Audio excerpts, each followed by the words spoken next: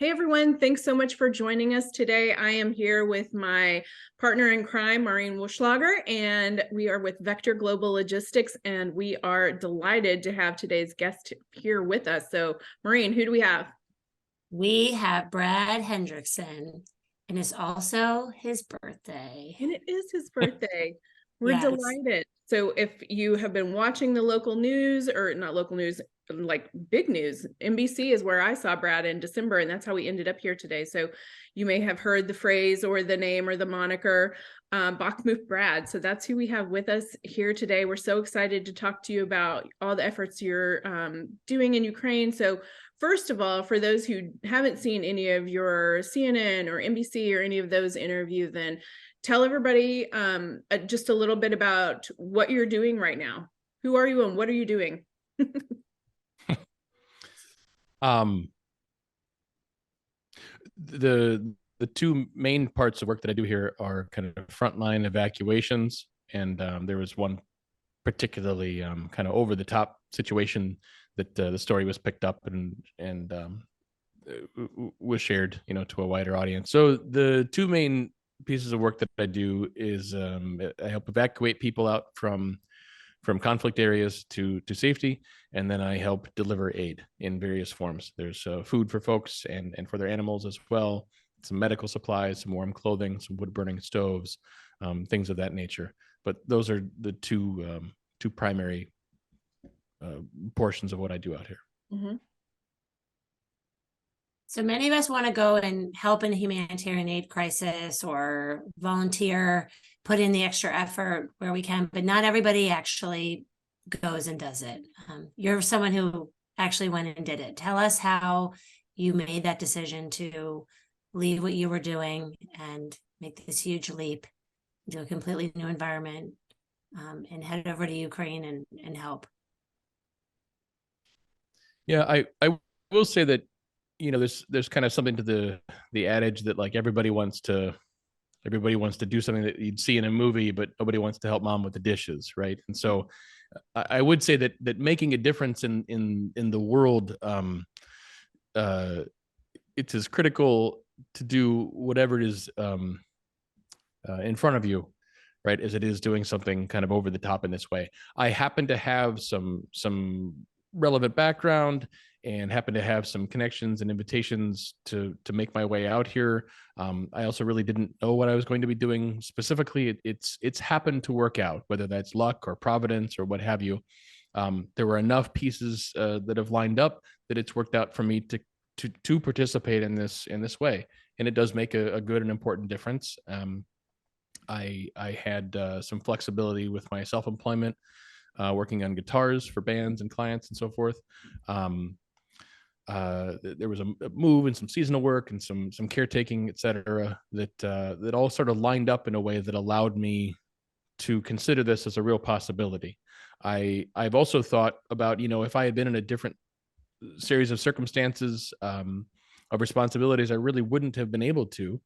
And that really isn't some sort of reflection on kind of character or bravery or whatever. It just doesn't happen to line up, and there's important work to be done in a lot of different kinds of ways and roles and so forth, right? You're not just in Ukraine, you're also in Eastern Ukraine, specifically in Bakhmut area, which is on the news a lot for the devastation that has been there. And I think President Zelensky, I forget the exact phrase he used, but it was basically like it's a decimated city in a lot of ways. So how would you describe it there? And how would you describe also the attitude of the people that you meet? I would describe it as grim. Hmm. It really is. I care deeply for everyone who remains, and I wish every last one of them would get out. I don't know how else to say it.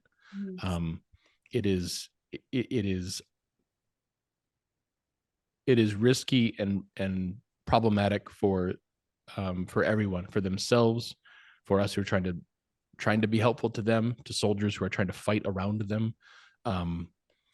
I can only imagine what it would be like to be in those circumstances, to have your home and your surroundings that you know and you've invested so much in and lived so much of your life in, to be in these circumstances. But but it is bad and getting worse. Mhm. And it is important to, once you know where the Titanic is headed, you really need to get yourself on a lifeboat and Mhm. stop messing around. How would you describe the attitude of the people there, either both, I guess from a, as you said, people that are still staying there because that's where they're from and that's where they live and have built their lives, as well as just people that are there to help, or soldiers, or just the other people that you come across too? What is sort of the attitude in that area? Boy, it's a it's a mix, a wide mix of a lot of different, coming from a lot of different places. I think the lines of on the one hand this and on the other hand this are drawn down the middle of all of us, right? Um, I think that there, with the residents, I think that there's a mix of sort of admirable determination mixed with a reckless, if not suicidal, amount of denial. And I'm not trying to cast stones at all. I'm just describing my observations, right, and my experience with folks here. It has been a wearying series of months, really, for all of us, for aid workers. Just very recently, there were a couple of volunteers doing the same work, more or less, that I've been doing, who have gone missing, just down a road that I've been on dozens and dozens of times since this summer. And a week or two ago, they've vanished, and that's pretty heavy and pretty hard, right, for everyone involved. Soldiers are unbelievably strong in the face of a pretty rough situation. There are rotations here and there. Sometimes you build a relationship with soldiers here, and then it turns out that they've come out. It turns out that they've come out, and others have come in, and they've moved to a different portion of the area, or up to a different village or town or what have you. So I'm not alongside them day in and day out enough to get a good kind of feel for it. I think that they understand how necessary their work and their sacrifice is. I think that they are extraordinarily determined to live up to those responsibilities. I can't imagine what it would be like to be facing this threat and to be stepping up to those roles. Many of them coming into this without much of a formal military background either, and so to just as a cross section of the entire populace of the country, to set down what they were doing and to suit up and head in and do all that they can. It's extraordinarily admirable. Is there anyone in particular, you wouldn't have to name them, of course, or a situation that has happened in the past 9-10 months while you've been over there that's really stuck with you and really helped keep you going in some of those darker times? Yeah. There have been a handful of times where between kind of funding dwindling down, or my own kind of feelings of boy, am I really doing something here? Is this important that I am here? If there is, I want to keep sticking with it. I don't want to kind of quit or walk away from it. But you want to be gainfully employed, as it were, right? You want to be doing something that actually matters. The big story that made kind of the headlines and so forth was an evacuation. There was a elderly couple. A Russian artillery shell came in and injured the man very badly. He was bleeding a lot. Eventually the message came to me. There was basically just no one else. Military were all tied up. None of their medics or transport were able to get there. It was in a ridiculously frontline portion of Bakhmut, a few hundred meters away from Russians. It was at night, so you'd have to use headlights. It was in the middle of a war. It's so over the top. I mean, just that request came in, but it ended up also being what was Thanksgiving in the U.S., right? And so I knew the place, I knew the intersection, I knew how to get there, I knew how to cross. I had a vehicle. It's actually since broken down, but I had a vehicle that was roadworthy and could make it. across places where many other vehicles simply wouldn't be able to. So I was lucky, and I felt then obligated to put those series of facts, right, that sort of put me on the hook in a way to get in there and do what I could. And we all just sort of held our breath and said our prayers coming back across. And but I found them where they were, and got him out, loaded him up in the back of my vehicle. Laying down, he'd lost a lot of blood, was very weak.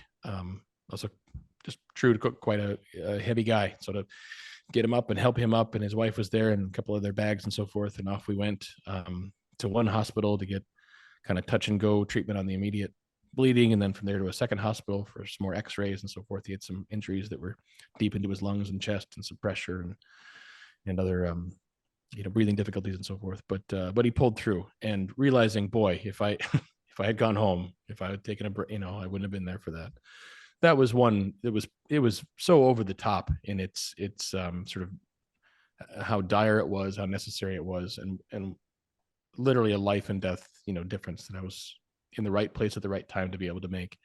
That kind of a thing, you realize, geez, like, should probably keep sticking around. There's every now and then I think, oh, I don't know, should I keep sticking with this or not? And then something pretty extraordinary happens, and you realize, boy, it's important that I continue. So things like that, other evacuations, even during the daytime, but for some pretty harrowing circumstances, some shelling coming in from both directions. It's just nuts, but it's important, and it makes all the difference in the world, for these folks. And so,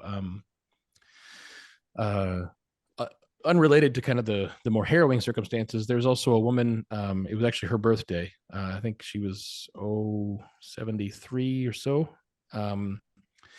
But up in a remote village, but all she had was this kind of root cellar to be in as her shelter in the midst of the fighting there.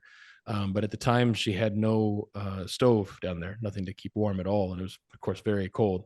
It turns out that a neighbor had loaned one, but they really needed it back. And so I brought one up to her, and we took some video of where it was going to go, and then came back a couple of days and confirmed that that's exactly where it did go. And the pipes were very helpful, and just made all the difference in the world. And it was really touching, to her. There's some just tears of joy that kind of provision just walked up from out of nowhere, knocked at the door, and said, "Hello, is this something that you need?" And it turned out to be her birthday, and it worked out just perfectly, and it's made all the difference in the world. So things like that, in places you realize not a lot of people are going out into some of the most remote areas. Not a lot of people are either able or willing, or just know that the need is there, or have the flexibility in kind of their schedule or organization to be able to do. So those things keep coming along at enough of a kind of frequency to keep me, coming back to it. For sure. And you're out there working on your own, not specific through an organization or anything. So how is your work funded on a day-to-day basis? Where does money and support come from? Yeah, it's really just through kind of word of mouth, right? There's a little Facebook group called Bakhmut Brad that started out just kind of some friends and family. When the news hit, there was a few more people who joined in and pitched in, and that really helped out. But really, that's all it is. There's a church here or another organization or group there that have been in touch and offered, some more kind of, they pulled together some more what they can help. They helped, one group in particular helped me get a vehicle, which has made a tremendous difference. And that's just been fantastic. But yeah, I'm in the Rolodex of a handful of different groups and people. We can talk about what a Rolodex is some other time. But anyway, folks are welcome to call. Groups are, and other individual or kind of small organizations like I've got up and running. Well, that's one way that you're helping them, right? But how can our listeners help support you in your mission? How can folks help is you can go to the Facebook group. There's a little PayPal link. There's a link tree, right? And that sort of has a series of different links, places you can give, other specific content and ways to pitch in. But there's, the kind of standard handful, PayPal or Venmo or Cash App or Zelle or, whatever works for you. I'm grateful for keeping the vehicles repaired and on the road and with enough diesel in the tank to get on to the next place. For sure. Well, thank you so much for your time. Thank you for the amazing work you're doing. I know it takes a toll. Well, I don't know. I can't imagine. But you're out there and you're doing it, and we're certainly grateful, and we're happy to share your story and hopefully get more eyes and ears tuned to your mission and your message, and get more support coming your way. So thank you for being here with us. We're deeply appreciative. Thank you for everybody who's watching today. And if you're looking for more stories of inspiring people and insights from people who are changing the world, then please hit subscribe, and we'll see everybody next time. Thanks so much. Ready. Thank you. Appreciate it. History.